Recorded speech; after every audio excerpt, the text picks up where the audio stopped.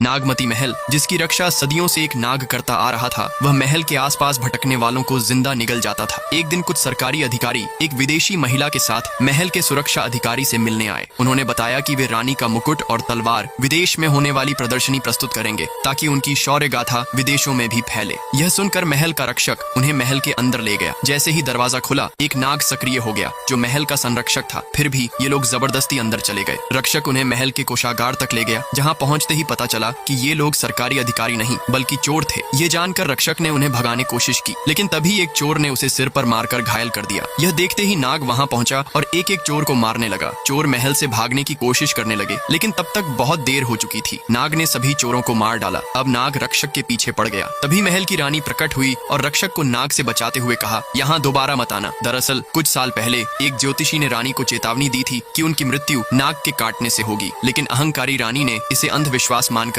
उनकी बात नहीं मानी। ज्योतिषी के कथनानुसार नाग पंचमी की रात एक नाग महल में घुसा और रानी को महल में ही मार डाला।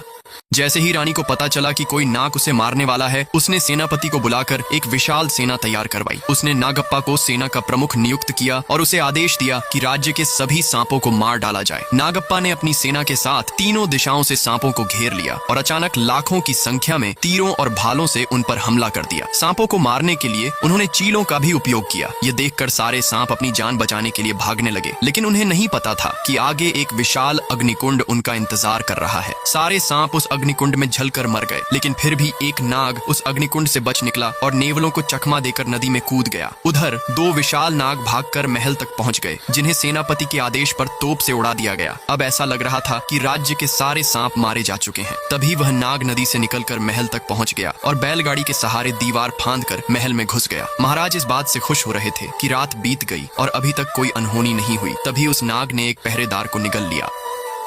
जैसे ही नागप्पा को पता चला कि नाग महल में घुस चुका है, सभी लोग रानी को ढूंढने लगे, लेकिन गुस्से में रानी नाग को मारने के लिए महल के तहखाने में चली गई। वहां नाग भी उसके पीछे पहुंच गया और उसने रानी को चारों ओर से जकड़ लिया। तभी नाग के चीखने की आवाज सुनकर सेनापति महाराज के साथ तहखाने पहुंचे, जहां उन्होंने देखा कि रानी मर चुकी थी, लेकिन जाते जाते उसने नाग को भी खत्म कर दिया। इस घटना से निराश होकर महाराज ज्योतिषी से मिले और नाग दोष से बचने का उपाय पूछा। ज्योतिषी ने कहा, राजकुमारी को लेकर ऐसे देश चले जाओ जहाँ कोई सांप न हो। महाराज राजकुमारी को लेकर विदेश चले गए। इधर नागमती महल में हो रही रहस्यमयी घटनाओं से सभी परेशान थे, इसीलिए वरिष्ठ अधिकारी भूमिनाथ को उस राज्य में भेजा गया। लेकिन भूमिनाथ का बेटा श्रवण नहीं चाहता था कि उसके पिता उस श्रापित महल में जाएं। यही सोचकर श्रवण ने अपने पिता को बेहोश करके घर में कैद कर दिया और स्वयं अपने पिता की जगह अपने साथियों के साथ महल में चला गया। वहां पहुंचते ही उन्हें महल में रानी मनगम्मा की आत्मा दिखाई दी। अंदर जाते ही उनका एक साथी नाग